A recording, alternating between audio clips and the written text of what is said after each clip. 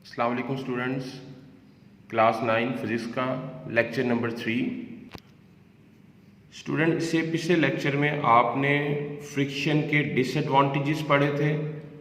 आज के लेक्चर में हम फ्रिक्शन के एडवांटेजेस पढ़ेंगे और उन मेथड को भी स्टडी करेंगे जो कि फ्रिक्शन को कम कर सकती हैं, और उसके बाद यूनिफॉर्म सर्कुलर मोशन के बारे में भी हम पढ़ेंगे आज के लेक्चर में। जी स्टूडेंट्स, फ्रिक्शन के एडवांटेजेस हम पढ़ने लगे हैं। स्टूडेंट्स, फ्रिक्शन का पहला advantage, we can write due to friction, कि आप फ्रिक्शन की वजह से लिख सकते हैं। स्टूडेंट, इसकी बड़ी एक अच्छी एग्जांपल है।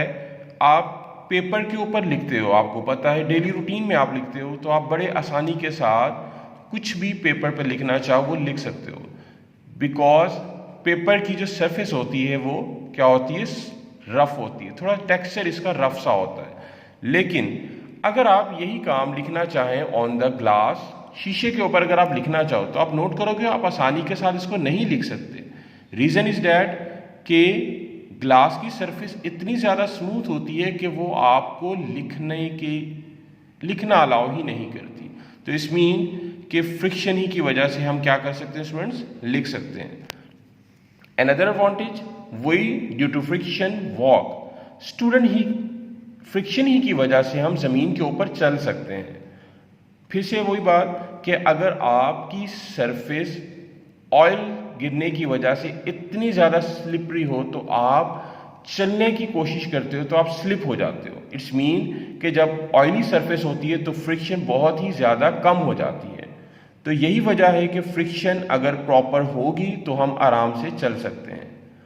स्टूडेंट्स, बर्ड्स जो हैं फ्लाई करते हैं in the air, that is also because of the air resistance, and that air resistance is also a type of the friction. Air resistance basically क्या है, फ्रिक्शन ही की एक टाइप है, और ये बर्ड्स को हेल्प आउट करती है फ्लाई करने में। स्टूडेंट्स, अगला हमारे पास इसका एडवांटेज है कि friction needed to climb a hill. आपको पता है कि हिल्स क्लाइंबर्स होते हैं, अगर आप नोट करें तो क्लाइंब्स हमारे पास जो चट्टानें हैं या माउंटेन हैं उनकी सरफेस स्मूथ नहीं होती। यही वजह है कि विद द सपोर्ट क्लाइंबर आसानी के साथ हिल के ऊपर चढ़ सकते हैं बिकॉज ऑफ द फ्रिक्शन। ये तो थे स्टूडेंट हमारे पास एडवांटेजेस। अब हमें ये देखना है कि सम टाइम हम चाहते हैं कि हमारे पास फ्रिक्शन का लेवल कम से कम हो। हम फ्रिक्शन को अफोर्ड नहीं कर सकते कुछ सिचुएशंस में, तो स्टूडेंट हम देखते हैं कि किस तरीके से कौन से मेथड को अपनाकर हम फ्रिक्शन को कम कर सकते हैं। स्टूडेंट, पहला पॉइंट, अगर आप सरफेस को स्मूथ बना दें तो फ्रिक्शन कम हो जाती है। आपको मैंने बताया था कि स्मूथ सरफेस की फ्रिक्शन कम होती है और रफ सरफेस की फ्रिक्शन ज़्यादा होती है। Using the oil and grease, oil और ग्रीस का इस्तेमाल करके भी आप फ्रिक्शन को कम कर सकते हो। लाइक आपको पता है मशीन के मूविंग पार्ट्स जो होते हैं, जो एक दूसरे के ऊपर मूव कर रहे होते हैं, आप ग्रीस या ऑयल अप्लाई करते हो। साइकिल की जो चेन है आप उसमें भी ग्रीस वगैरह अप्लाई करते हो, सो डैट फ्रिक्शन की वजह से वो डैमेज ना हो जाए। Using ball bearing, ball bearing student क्या होता है, व्हील।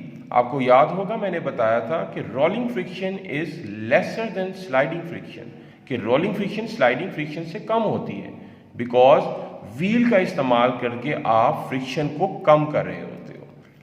स्टूडेंट, इसके अलावा बड़ा इंपॉर्टेंट पॉइंट है हमारे पास लास्ट, कि हम फास्ट मूविंग ऑब्जेक्ट की जो शेप है उसको हम स्ट्रीमलाइन बना देते हैं। स्टूडेंट, स्ट्रीमलाइन शेप क्या होती है, that is called a fish shape, लंबी सी शेप।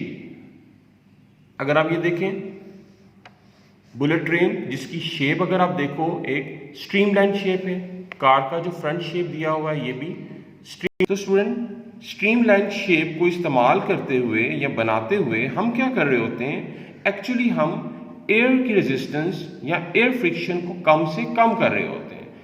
फास्ट मूविंग ऑब्जेक्ट की शेप स्ट्रीमलाइन बनाने का बेनिफिट ये है कि वो शेप कम से कम एयर रेजिस्टेंस को अप्लाई करता है उन व्हीकल पर, और वो आसानी से तेज़ी के साथ मूव कर सकती हैं। स्टूडेंट, अगला हमारा टॉपिक था circular motion, that is very easy and कोई भी इसमें प्रॉब्लम नहीं है, बिकॉज इसका नाम ही हमें इस चीज़ के बारे में इंडिकेशन दे रहा है कि ये सर्कुलर मोशन होती क्या है। कोई भी ऑब्जेक्ट जब सर्कुलर पाथ में मूव करता है स्टूडेंट्स, तो उस ऑब्जेक्ट की मोशन को हम क्या कहते हैं, सर्कुलर मोशन। यहाँ पे मैंने आपको एक स्टोन सा बनाया हुआ है कि स्टोन जो है वो सर्कुलर पाथ में मूव कर रहा है। और याद रखिएगा स्टूडेंट, कोई भी सर्कल हो तो उसका एक स्पेसिफिक रेडियस होता है, तो मैंने यहाँ पर रेडियस भी ड्रॉ किया हुआ है। तो सर्कुलर मोशन क्या हुआ, ऑब्जेक्ट की सर्कुलर पाथ में मूवमेंट को हम सर्कुलर मोशन कहते हैं। स्टूडेंट इसके अलावा बड़ी एक अच्छी एग्जांपल कि मून अर्थ के अगेंस्ट रिवॉल्व करता है, and that is also a example of circular motion.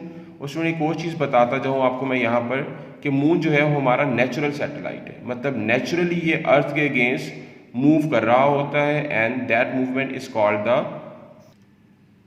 Student आपकी आसानी के लिए मैंने बुक के ऊपर आपके लिए पॉइंट आउट किया हुआ है हर चीज़ को।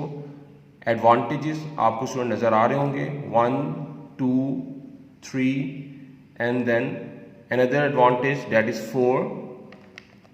नेक्स्ट इसके बाद method of reducing the friction clearly student mention है, बड़े आसानी के साथ आपको व्यू आ रहा होगा, आप मार्क करके इसको लर्न आउट कर सकते हो।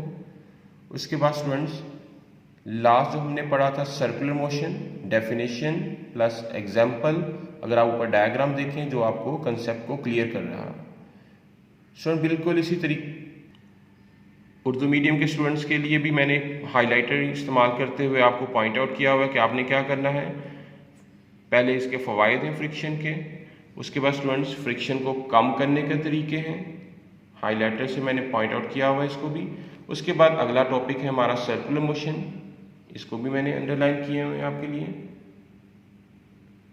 ठीक है स्टूडेंट, आज का था हमारा लेक्चर यूनिफॉर्म सर्कुलर मोशन तक।